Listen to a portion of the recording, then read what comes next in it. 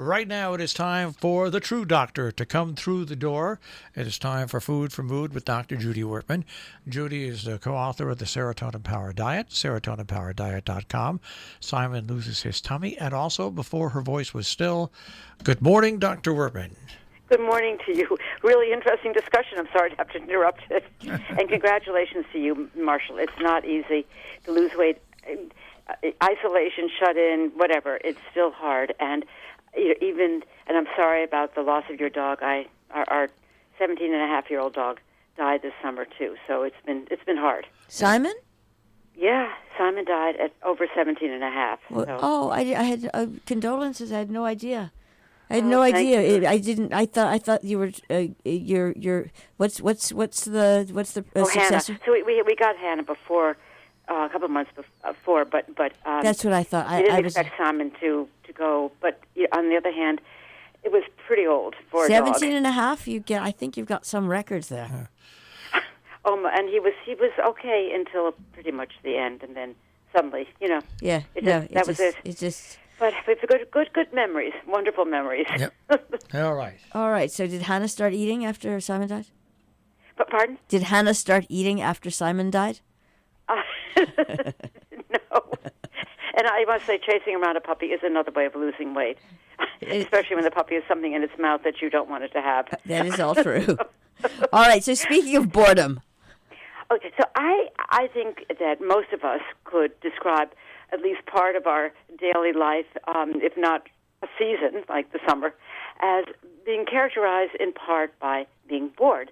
I mean, you ask people what they did over the summer, now that we're halfway into the fall, people's response is, I'm not really sure. I don't think I did anything. It was pretty boring, even though we may have done a great deal and have our lives fairly full. I think the repetition which is one component of boredom, and the lack of external stimulation, i.e., no sporting events, no concerts, no travel, getting together with people at family or friend gathering of friends, no art museums, no fairs, nothing. The fact that life on a Monday is pretty much the same as life on a Friday or a Saturday or Sunday, the repetition and the lack of any kind of unexpected novel stimulation makes people feel bored, and there's no way of getting around it until things really change. But when I started looking into the mood, as it were, the feeling of being bored, I realized that it really has some serious medical consequences and maybe antecedents, because if you are bored were bored, let's say, even before the whole lockdown situation began, or you're finding yourself much more bored than you really should be, because, again, there are plenty of activities that keep us busy on a daily basis, it may be really a symptom of something else. And one of the things that people have pointed out is that being bored, is not only the absence of being able to go to a ball game or to a museum or a movie or a concert. It's the inability to get engaged with those events when they are available.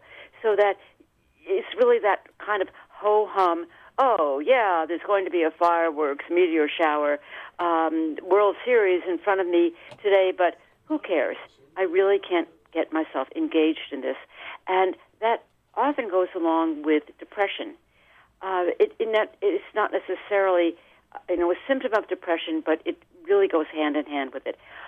Another aspect of boredom that has sort of medical consequences is people who have traumatic brain injury, especially the frontal lobes, because being unable to get engaged in anything is also a symptom, boredom being sort of the word that describes it. And, as I described in what I sent you, Jill, I have a friend who was in an automobile accident. She had severe brain injury that, thank God, she got over. An incredibly active woman who would multitask, with the ease in which, I might eat my breakfast cereal. And she found that for about a year and a half, she simply couldn't get engaged in anything, including the online exercises that you're supposed to do to improve her brain function. And she would describe that time as being boring, but that not because there wasn't anything for her to do. She couldn't do anything. People who are bored, again, maybe because of depression or other, maybe some other underlying problem, tend to eat more. They tend to drink more. They tend to smoke more. Obesity is absolutely related to boredom. Increased alcohol consumption and smoking are too. And these are some of the things that people worry about because certainly we don't need to have an increase in obesity because people don't know what to do and therefore they eat. And you certainly don't want people to go back to smoking or if they've been abstinent, and not drinking, go back to alcohol consumption because they're bored. And so it's funny thing is that nobody, it's like we talked about other aspects of one's behavior that nobody ever talks about when you go to a doctor's office. A doctor never says, how are you sleeping? And a doctor never would say to you, oh, Jill, have you been bored lately? Because that's just something that doesn't appear on a medical checklist. No, you're right. Really, it's a very important feeling that one should look at. But there's also something to... one of the things with over-screenage and the overstimulation of screenage has been that people haven't had time to even get bored. They don't allow themselves the time to get bored. And that is another aspect of it. Because that whole contemplative time, and I know that sounds really twee, but you're right. It was a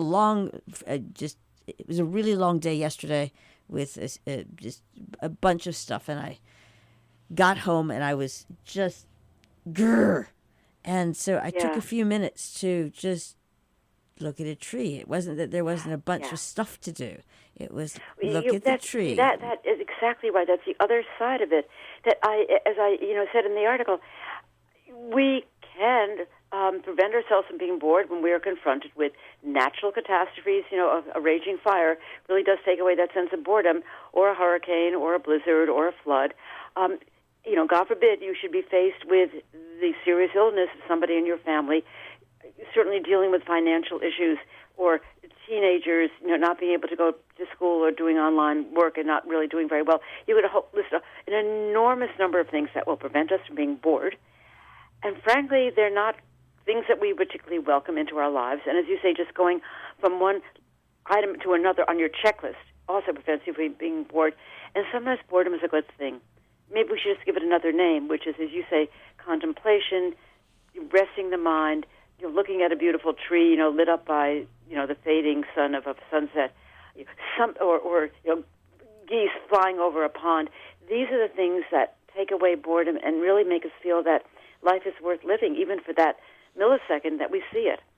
And that's what we should strive for, these beautiful things that maybe take away our sense of boredom.